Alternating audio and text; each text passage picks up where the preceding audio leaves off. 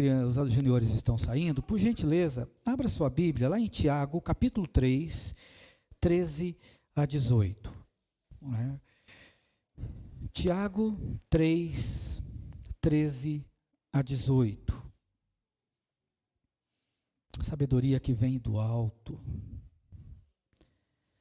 Também temos aí, os irmãos podem acompanhar a leitura, né, também na tela, pode ser que há uma diferença às vezes na tradução, né? Quem dentre vós é sábio e inteligente? Mostre pelo seu bom trato as suas obras em mansidão de sabedoria. Mas se tem de amarga inveja e sentimento faccioso em vosso coração, não vos glorieis, nem mintais contra a verdade. Essa não é a sabedoria que vem do alto, mas é terrena, animal e diabólica. Porque onde há inveja e espírito faccioso, aí há perturbação de toda a obra perversa. Mas a sabedoria que vem do alto é primeiramente pura, depois pacífica, moderada, tratável, cheio de misericórdia e de bons frutos, sem parcialidade e sem hipocrisia. Ora, o fruto da justiça semeia-se na paz para os que exercitam a paz. Pai querido, mais uma vez diante do Senhor, quero pedir a Deus que continue a ministrar nos nossos corações, pela Tua Palavra agora, pela explanação da Tua Palavra, e ajuda-nos, ó Deus, a obedecer a Tua Palavra, aquilo que o Senhor tem para nós nesta noite. Ó Pai querido, silencia toda a nossa filosofia humana, e que Teu Espírito Santo tenha toda a liberdade de nos encorajar, de nos animar a obedecer a Tua Palavra, Senhor. Ajuda-nos neste momento, é o que eu te peço, Senhor. Por isso, abençoa a nossa mente, o nosso coração, para guardar a Tua Palavra, que já é abençoada pelo Senhor. No nome de Jesus. Amém. O cristão deve viver neste mundo pela sabedoria que vem do alto. O que deve reger a vida do cristão nesse mundo é a sabedoria que vem do alto, não a sabedoria deste mundo, né? Queridos, o cristão, ele não vive isolado, mas ele vive em companhia de outras pessoas. E vamos colocar aqui a igreja, ela está no meio, no mundo, para fazer brilhar a luz do Evangelho. Esta é a finalidade da igreja do Senhor Jesus, que sou eu e você. Não são as paredes, mas sou eu e você. Para atuar neste mundo de modo correto, independente dos lugares onde eu e você estejamos, nós devemos ter sabedoria. E a sabedoria que vem do alto, não a sabedoria humana. Eu me lembro que uma prova que eu fiz uma vez, quase reprovei quando eu estava passando para um outro teste de um instituto que eu sou um dos ministros de estudo deles, um instituto aqui no Brasil, e eu fui altamente criticado porque eu disse que a sabedoria do homem, ela pode ser razoável, mas o crente precisa de sabedoria que vem do alto para viver neste mundo. E eu fui altamente criticado, porque o camarada chegou a falar para mim assim, mas então eu tenho que jogar tudo no lixo que eu aprendi? O problema não é o conhecimento que você detém. O problema é você, o que você faz com esse conhecimento. Eu posso ser uma pessoa que desmonte o motor de um carro e monte todinho ele de novo e não saber lidar com pessoas. Não saber lidar com ter habilidade para relacionamento. A sabedoria que vem do alto nos ensina exatamente isso. É diferente. Por isso que, quando nós olhamos para o texto aqui, nós vemos que Tiago, ele faz um chamado. É como se ele estivesse ali na igreja dizendo assim, irmãos, vamos fazer um exame pessoal. Vamos fazer um exame nosso. Quem dentre vós é sábio e inteligente, aqui também podemos traduzir, entendido? Mostre pelo seu bom trato as suas obras em mansidão de sabedoria.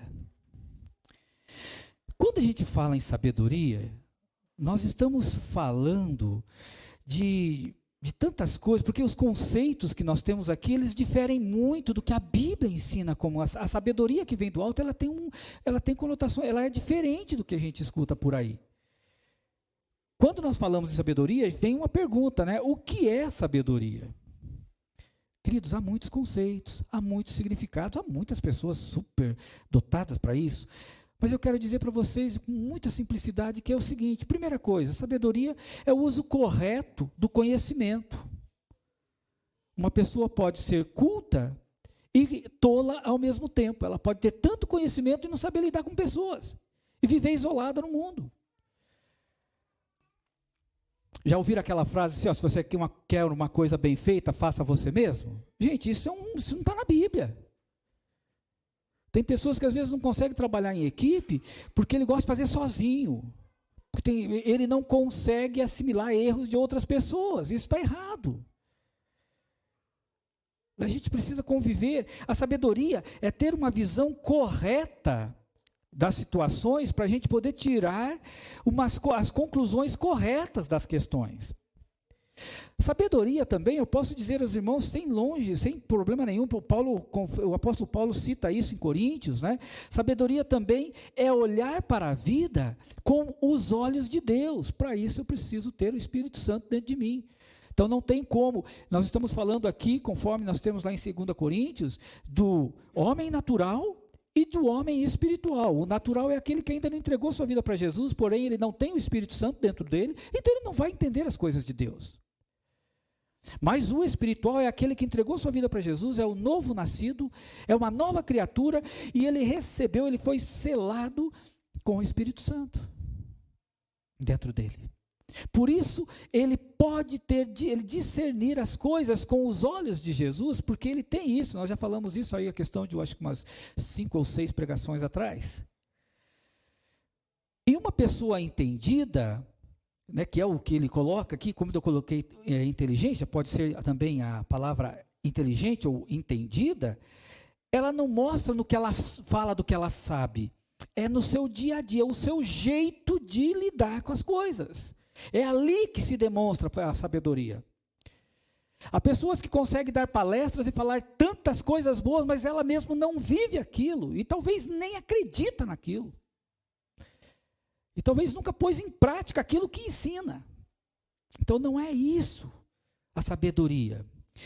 Uma pessoa sábia e entendida, ela demonstra tudo aquilo que faz, né? O termo aqui entendido, ela vem para a gente como uma pessoa sábia, uma pessoa que tem experiência, que tem conhecimento e habilidade. Quer dizer, ela tem uma coisa que a Bíblia viu, ela viu na Bíblia e ela aplica na vida dela. Ela não quer aplicar na vida dos outros, ela aplica na vida dela. E a gente pode ver assim alguns exemplos da sabedoria do homem, né? A gente vê, por exemplo, se você observar lá em Gênesis 11:9, nós temos ali a Torre de Babel. Parecia sábio construir a Torre de Babel, mas terminou em quê? Em fracasso, terminou em confusão. Tem pessoas que têm a habilidade de persuadir outras pessoas a fazerem coisas e fazer aquelas pessoas acreditar no que ele pensa.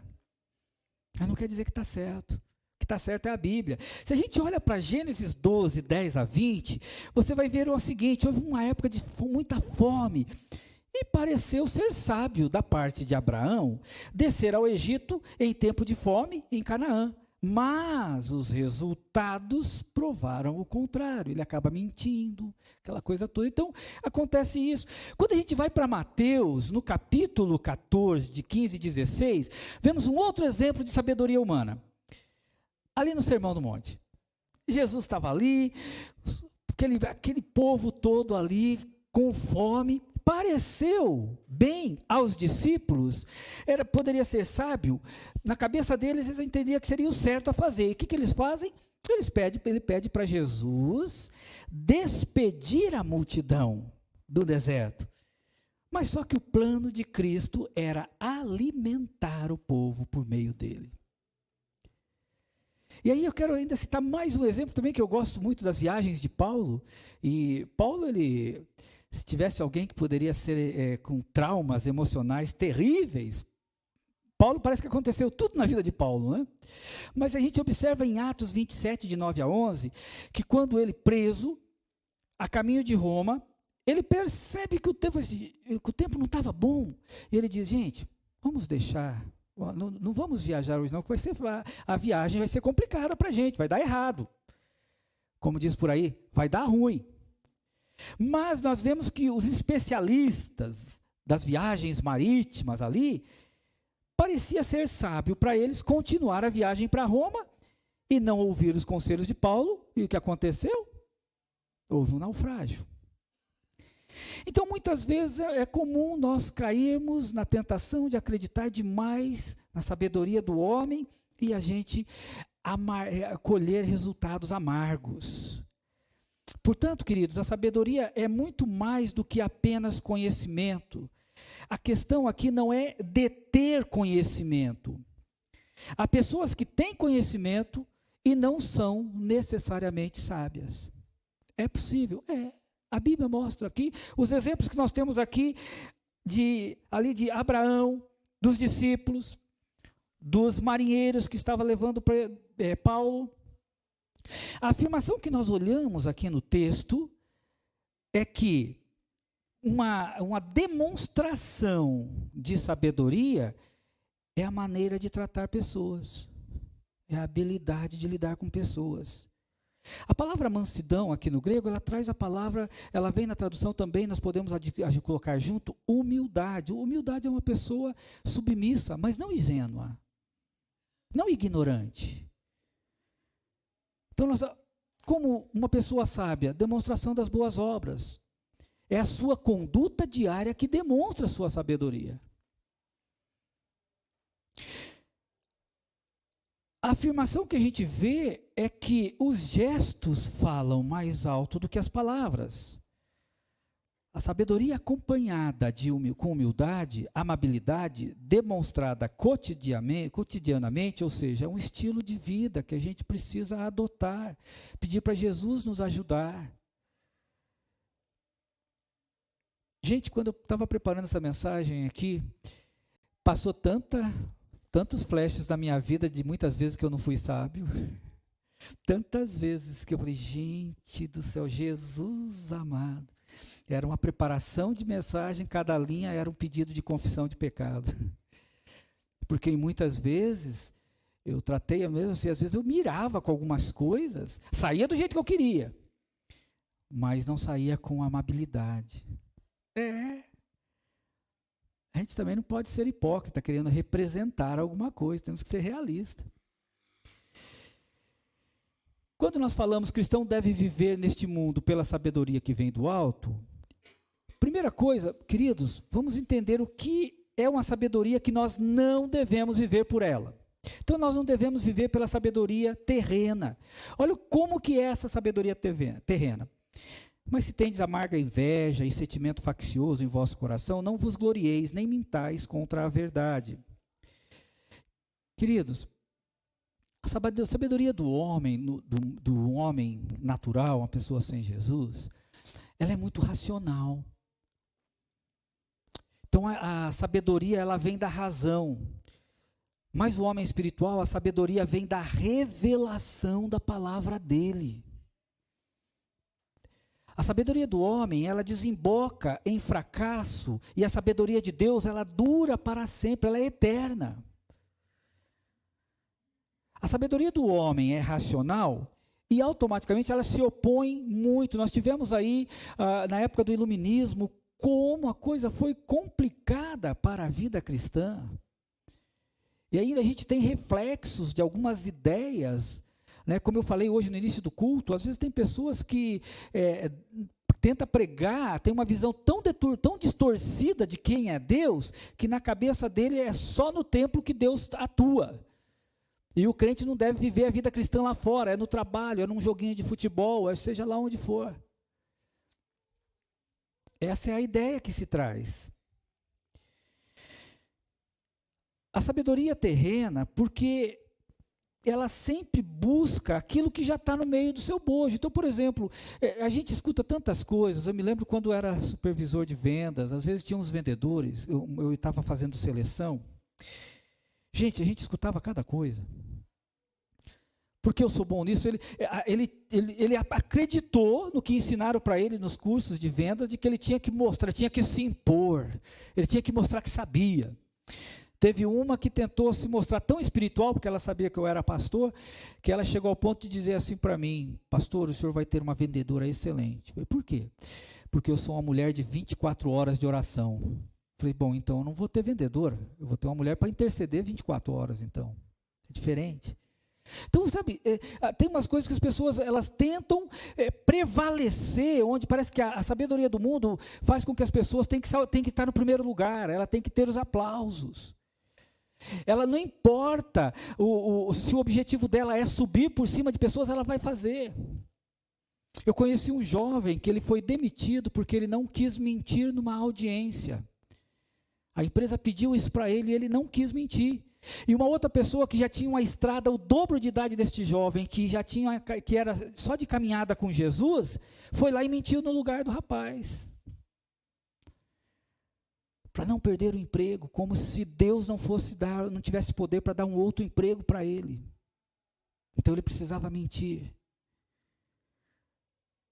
Então as pessoas começam a abraçar a mentalidade desse mundo e falar que isso está na Bíblia, e isso não está na Bíblia. Quando nós falamos sobre essa sabedoria terrena, a gente sabe que ela é oposta à sabedoria divina. O coração é repleto de inveja, de amargura, de uma ambição egoísta. Vale lembrar que a ambição não é ruim. O ruim é a ambição egoísta, porque aí você não tem limites.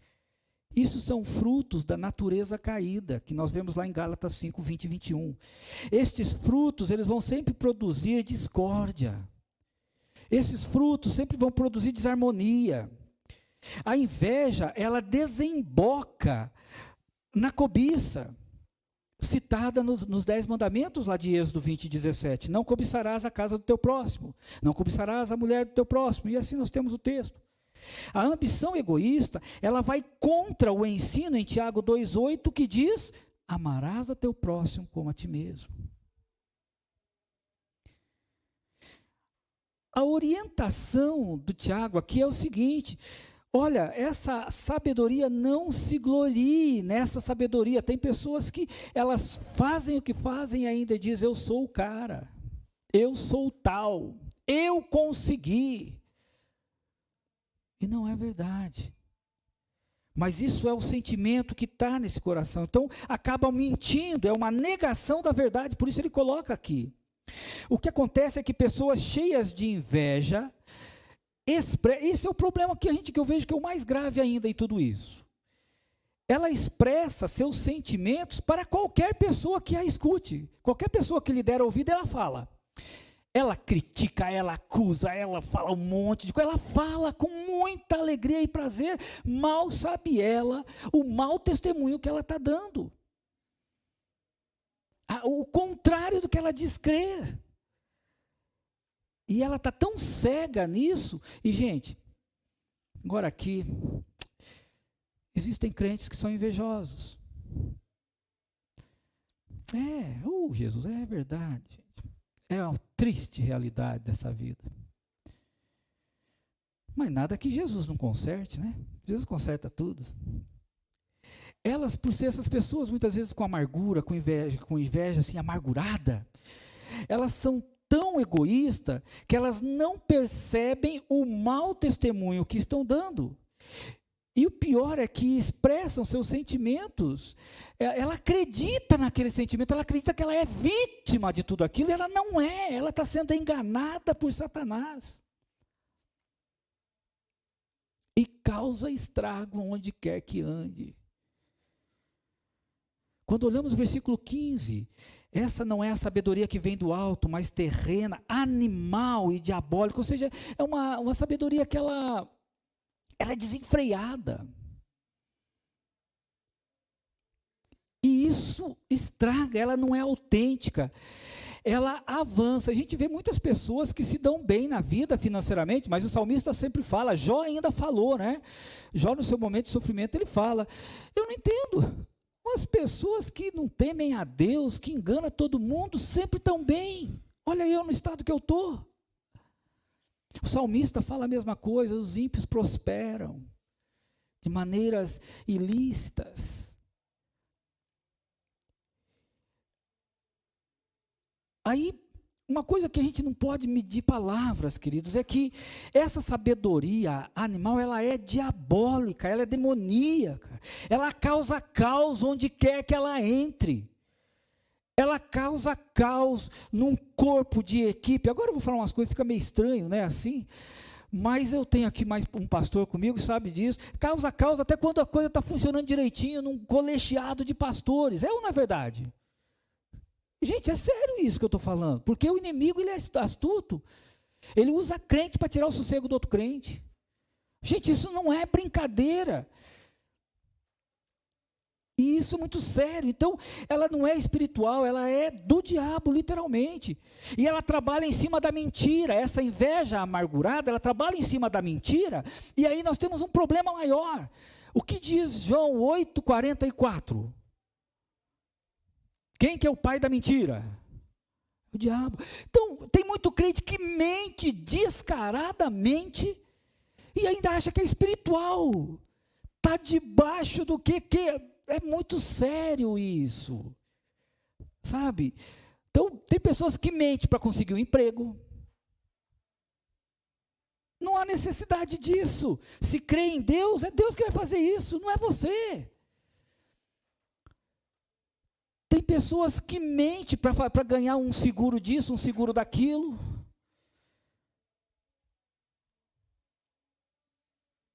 Teve um crente uma vez que ele perguntou: pastor, eu tenho uma audiência, mas eu vou ter que mentir, né? Mas Deus vai me entender? Você não vai te entender, não. Eu vou te dizer mais. Arrisca ainda você perder. Eu, no teu caso, eu preferiria falar a verdade, como que a Bíblia diz. O risco de perder também, a chance é a mesma, mas pelo menos eu ia perder, mas estava com meu coração, eu ia dormir em paz.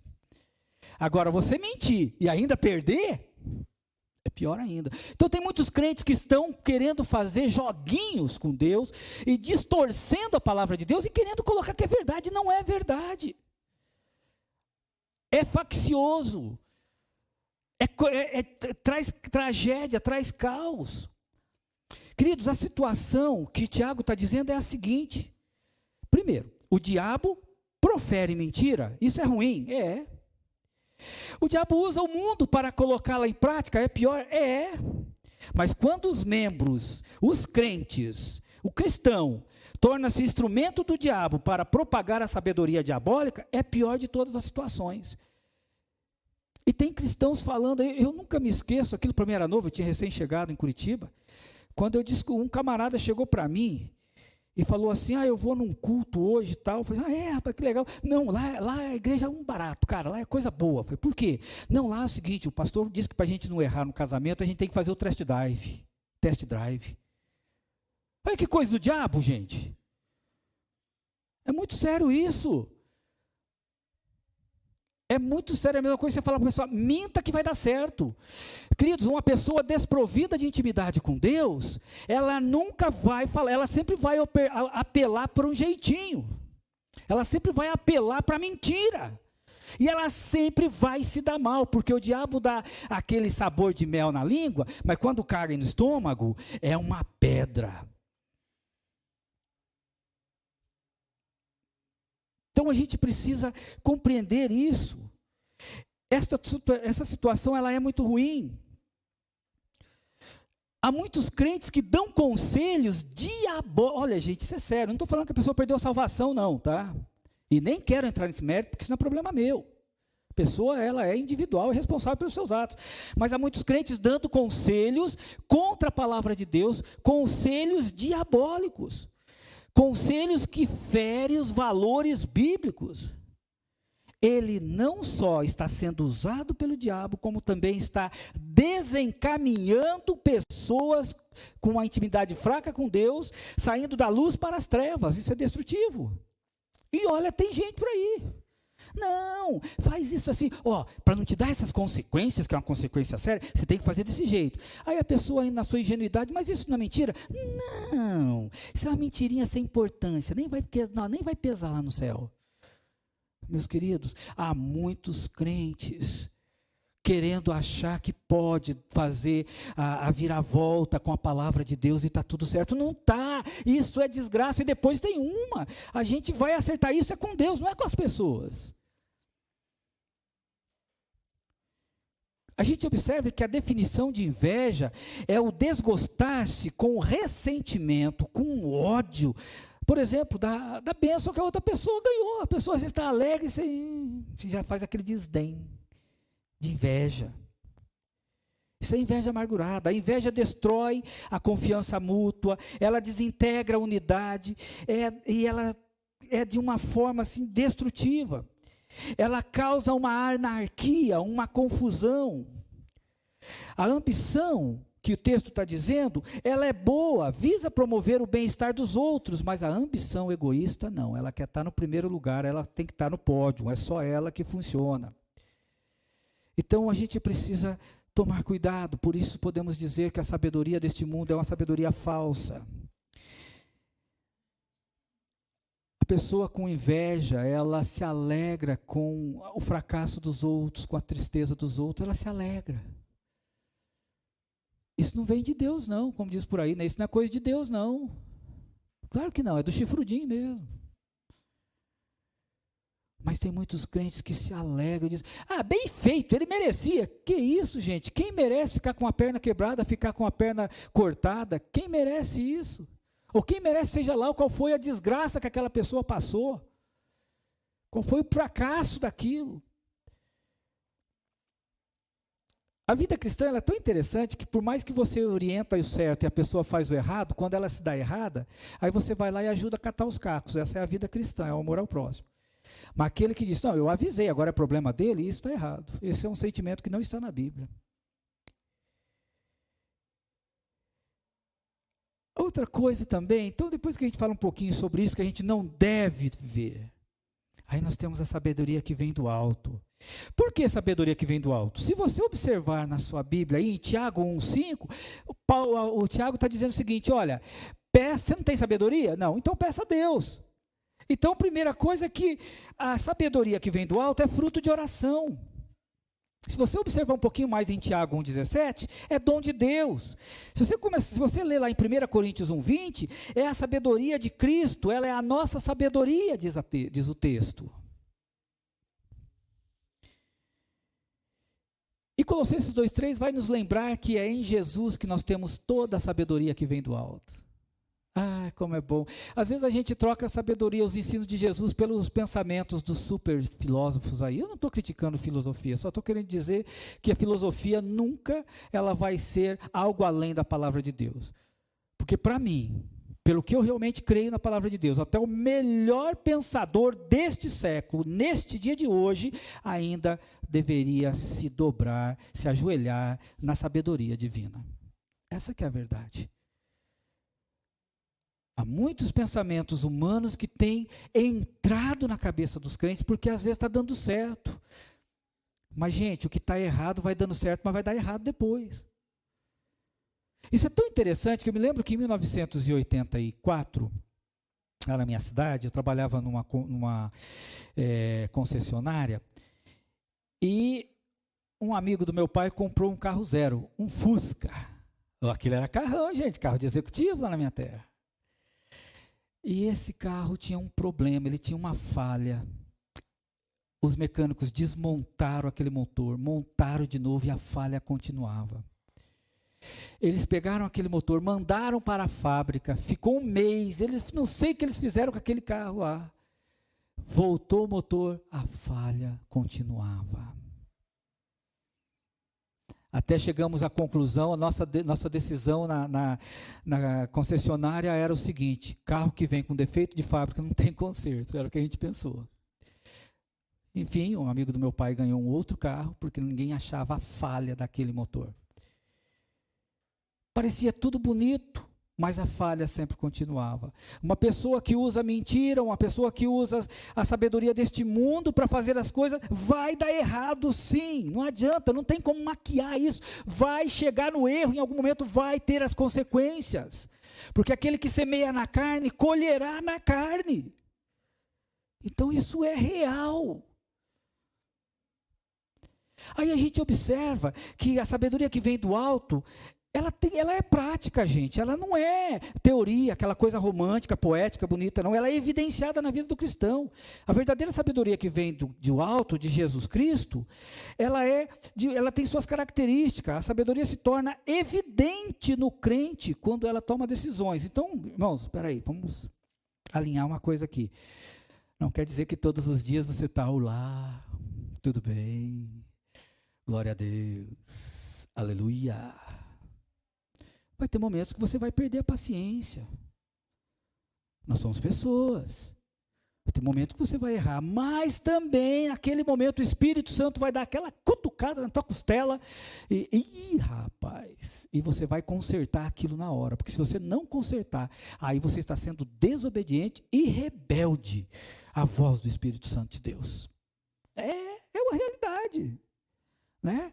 Aí quando a gente observa, olha só como que funciona, como que está na Bíblia. Versículo 17, pode acompanhar na tua Bíblia, mas a sabedoria que vem do alto é primeiramente pura. Quando nós falamos em pureza aqui, é sem defeito moral. Ela é livre de autoglorificação e ambição egoísta. Ela passa por uma vida, o crente tem desejo de viver em santidade, o crente tem desejo de procurar viver uma vida cada vez mais semelhante a Jesus. Ela não é perfeita, mas ela pensa 2, 3, 4, 5 vezes para falar alguma coisa. Isso é sabedoria. Há coisas que eu escuto que eu não falo para minha esposa, e ela também tem coisas que ela escuta e que ela vê que ela não fala para mim, porque a gente faz algumas perguntas antes de falar. A primeira é, vai edificar? Se eu falar para minha esposa. Conhecendo a minha esposa, se eu falar, ela não vai gostar. Ela não comigo. Ela vai ficar irritada, vai ficar indignada. Então eu não conto, ela tem muitas coisas que ela não sabe.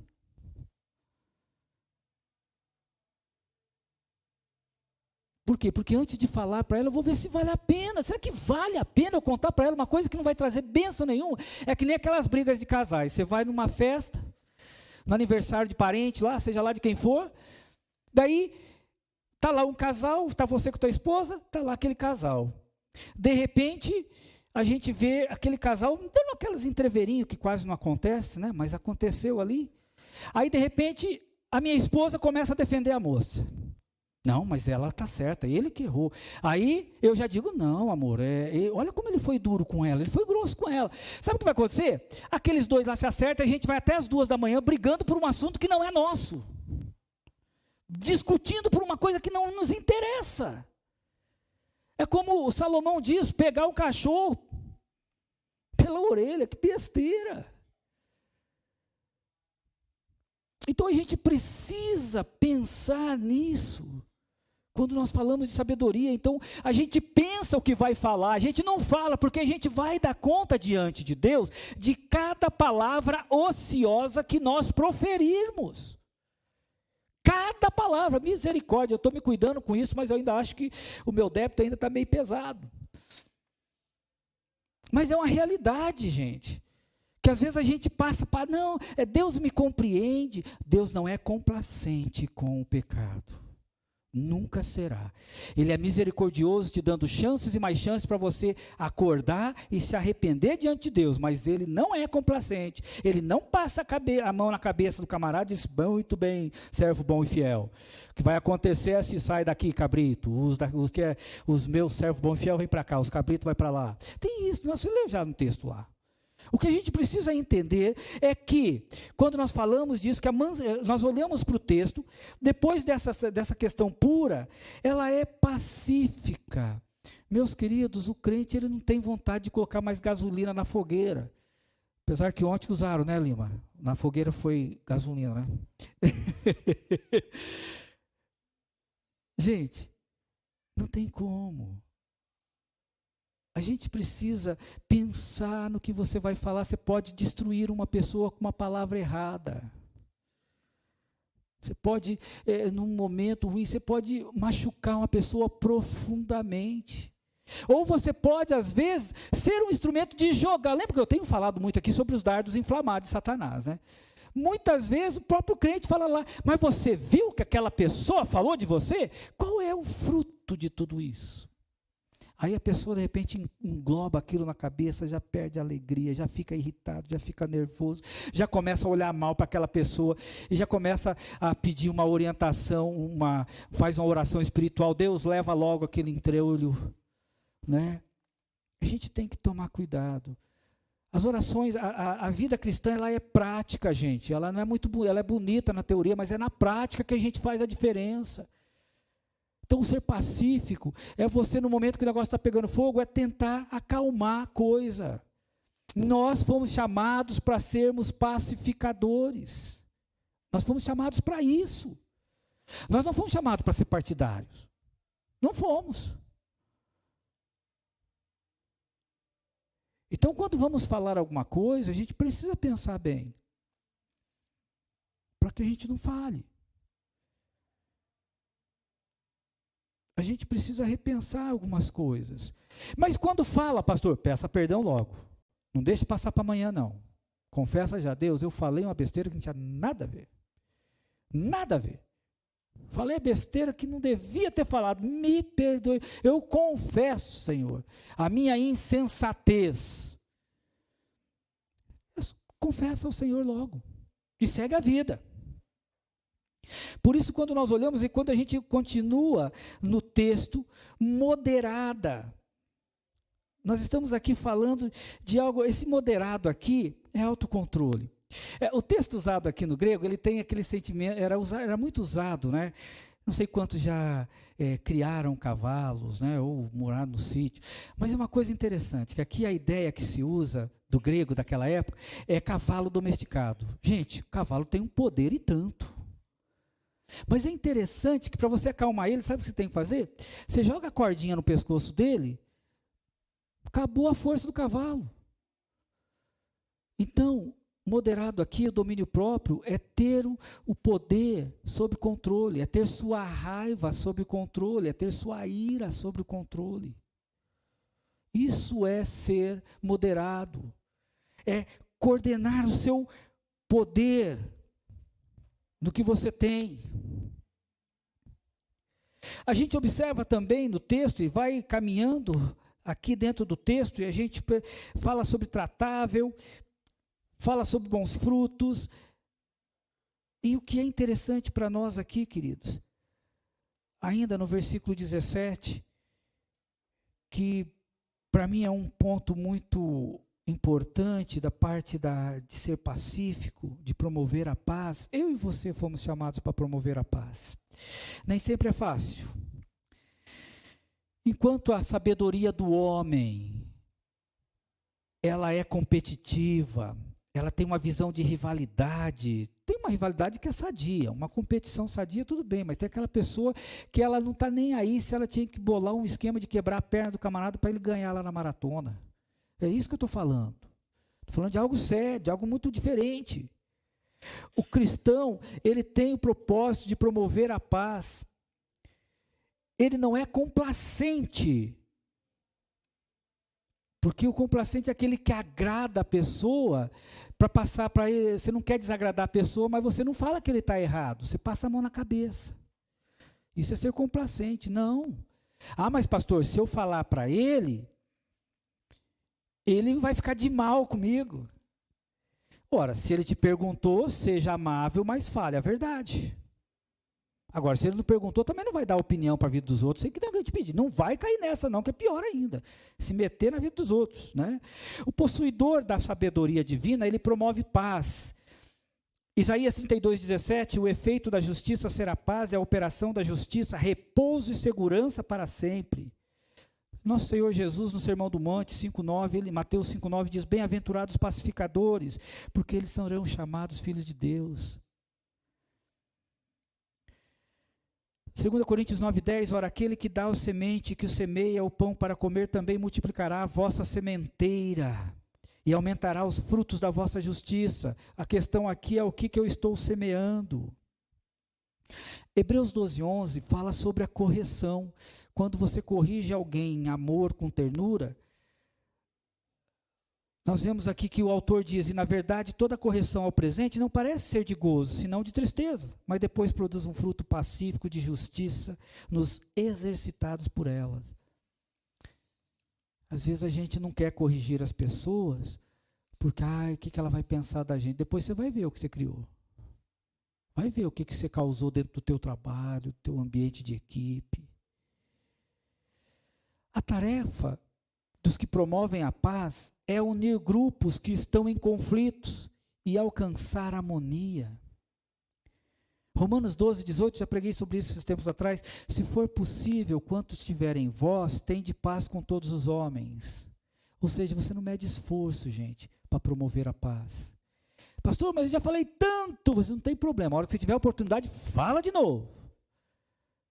Obedeça ao Evangelho. A justiça, a paz, ela não pode ser produzida num clima de amargura e egoísmo. E aí nós temos ainda, por fim, a gente tem ali a indulgência, né, que significa ser razoável. Gente, tem pessoas, tem crentes que são muito inflexíveis. Ele é obcecado, ou ele é duro, ele pensa daquele jeito e ninguém muda a cabeça daquela pessoa. É obstinado, é um faraó que não deixou o povo de Deus sair do Mar Vermelho. Há muitas pessoas que são assim, obstinadas. Há muitas pessoas que é inflexível, ela não é razoável, ela não dá o mínimo de consideração, de pensar que de repente aquela pessoa pode estar certa. Tem que ser do meu jeito, e tem crente desse jeito. Já ouvi tanta gente falar assim, aquele é um crente turrão. Turrão não é uma palavra boa não, mas um crente desobediente é uma palavra boa. Crente desobediente é melhor do que turrão. Eu creio que fica mais dentro do bíblico aqui. Então, sabe, tem muita gente assim. E é por isso que a gente tem visto tantos crentes sofrendo, gente. Porque anda do lado, à margem da palavra de Deus, não obedece. E traz uma desarmonia nos seus grupos, traz uma desarmonia na sua família, traz uma desarmonia no seu trabalho, em todo quanto é lugar, porque é um crente desobediente. Ele não é razoável, ele não está disposto em abrir mão, na cabeça dele ele está super certo. Queridos, o que ele está dizendo aqui é o seguinte, olha, essa sabedoria do homem não serve, é a sabedoria divina. A sabedoria divina leva o crente a ser razoável, ser flexível. Então a gente precisa tomar, porque isso é uma questão que é dominadora na pessoa, que precisa ser tratada, tem que ter cura, porque temos cura em Cristo para isso. Ainda a gente observa sobre a questão de ser tratável, né? Facilmente persuadido, no sentido assim, flexível mesmo. É aquele crente que aceita uma ideia diferente do que ele pensa. Ele não é ignorante, ele não é ingênuo. Eu lembro uma vez que um jovem falou assim, pastor, eu estou gostando do senhor numa igreja que eu cheguei, estou gostando do senhor. Eu falei, por quê? Não, o senhor é gente boa, né? Eu falei, o que você quer dizer com isso? Ele, não, o senhor sempre está alegre. Eu falei, não, mas eu gosto disso. Mas não me confunda, não confunda alegria com um pastor que não pastoreia. Eu não sou esse tipo de pastor. Não senhor, não é porque eu me divirto com vocês, eu brinco com vocês, se eu tiver que chamar atenção, eu vou chamar a tua atenção. Pode esquecer, meu amigão, tem conversa não, porque eu fui chamado e eu tenho que responder ao meu Senhor. Então não tem conversa. Ele, pastor, isso não, nunca vi o senhor, isso não, é que você está confundindo o fato de eu ser legal, né, como você diz, que eu sou, até que eu acho que não sou muito, mas tudo bem. Não quer dizer que eu não seja pastor, não quer dizer que eu vou aceitar pecado e não vou tratar. Pode esquecer disso. Eu não sou isso não. Pastor, beleza. Foi bom porque deu uma ajeitada na galera. Porque estava pensando que eu ia, tudo vai do jeito que quiser, né? Não, isso não. Ainda mais quando eu cheguei num lugar para comprar um negócio para minha esposa. Aí, o senhor é daquela igreja lá que pode tudo? Como assim pode tudo? Eita, mas a primeira reunião do culto à noite, irmãos, eu ouvi uma coisa, o pessoal tem uma ideia errada da gente aqui. Eu falei para ela lá ainda, eu falei assim, não, eu não concordo com nada que venha contra os princípios da palavra de Deus, isso eu não negocio. E aí eu falei, irmãos, o camarada falou um negócio estranho para mim, ele disse que a igreja nossa pode tudo. O que pode tudo? Aí é que a gente foi começar a tratar algumas coisas que realmente parecia que podia tudo. E eu tinha pessoas que se achavam crente e estavam indo para o inferno e não sabia que nem convertido era. Tinha mais prazer nas obras da carne do que na obra do Senhor. Olha só. Então acontecem essas coisas. Por isso, queridos, a gente também precisa entender, ser misericordioso, né? Tem sentido de quê? De lançar o nosso coração na miséria de outro. Se o crente é se inclinar para socorrer o aflito, é isso que a gente precisa fazer. E o sucesso vem porque nós temos os bons frutos, porque uma sabedoria praticada nos moldes da palavra de Deus produzem frutos para a glória de Deus. E assim, queridos, eu quero concluir nessa noite, dizendo que a origem determina resultados, tá? A sabedoria do mundo produz resultados mundanos, desordem, produz o quê? Resultados de fracassos. Agora, a sabedoria de Deus, ela produz resultados espirituais que duram para sempre. Essa é que é a verdade. A sabedoria do mundo produz confusão, pensamentos errados, distorções. Os princípios da palavra de Deus, ela é negociada. Não, pastor, Deus entende. Deus não entende, Deus entende pecado como pecado, né? Só isso. A sabedoria de Deus, ela sempre vai produzir bênção, gente. Mesmo quando você tem que corrigir uma pessoa, aquela pessoa fica bicuda com você 5, 6 meses, às vezes até um ano. Depois de algum tempo, aquela pessoa chega, nossa, pastor, o senhor estava certo. Amém. Já ouvi tanto isso. A minha carne dá vontade de dizer assim, mas eu não te disse? Mas o Espírito diz, você fica na tua e diz amém. Então amém. Porque é o que o Espírito de Deus nos ensina. Então semear no Espírito você vai colher fruto do Espírito. O que semearmos é o que nós colhemos. Aqui vem uma pergunta para a gente, sabe, uma reflexão. Os frutos que você tem colhido na sua vida, está do jeito que você queria? Não. Então está na hora de mudar a semente, né? Talvez a semente não está bem, a semente vai produzir aquilo que foi semeado. Então está na hora de mudar a semente. Por isso, queridos, quero concluir. A gente observa que a sabedoria de Deus, sabedoria que vem do alto, ela é razoável, ela é amável. Ela avalia todos os fatos para depois emitir um parecer. Ela evita colocar-se em primeiro lugar e querer aplausos. E ela sempre considera o outro superior a si mesmo. Isso não é complexo de inferioridade, tá? Está lá na Bíblia, em Filipenses 2, 3, 4 e 5. Nada façais por contenda ou por vanglória, mas por humildade. Cada um considere os outros superiores a si mesmo. Não atente cada um para o que é propriamente seu, mas cada qual também o que é dos outros, de sorte que haja em vós o mesmo sentimento que houve também em Cristo Jesus. E por último, sabedoria do alto. Ela é submissa. O que vem a ser isso? Ingenuidade? Não. É uma pessoa que está aberta à sugestão. Ela aceita ideias, ela é flexível.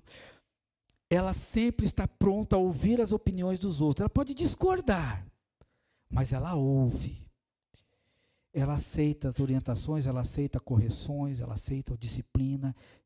Isso é. Agora, dizem que até esses tempos atrás eu estava falando, todo mundo fala em crescimento de igreja, mas ninguém fala em disciplina de igreja. Fica difícil isso. Não é, pastor Nilton? Fica estranho, né? Essa coisa. Nossos filhos, como é que você consegue criar seu filho se você de vez em quando não chamar a atenção dele, não ensinar o que é certo? Por isso, queridos, nós como cristãos devemos viver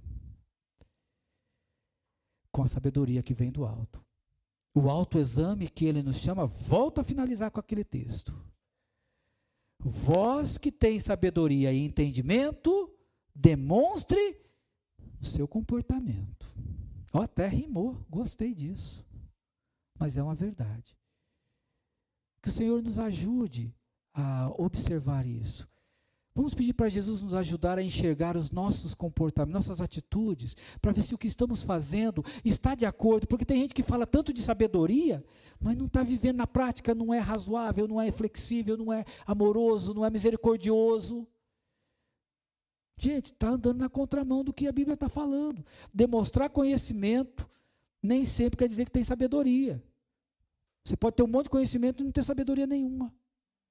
Que o Senhor nos ajude a viver neste mundo para a glória dEle, frutificando para a glória dEle, e que Ele nos ajude a fazer um autoexame da gente mesmo, de nós. Eu estou aqui no meio do pacote, porque nós não queremos entristecer o coração do nosso Deus, nós não queremos entristecer o coração do nosso Salvador, do nosso Redentor, nós não queremos ser uma pedra de tropeço para uma pessoa que quer chegar a Jesus como seu Salvador pessoal, nós não queremos isso para a vida do crente, na minha vida eu não quero isso.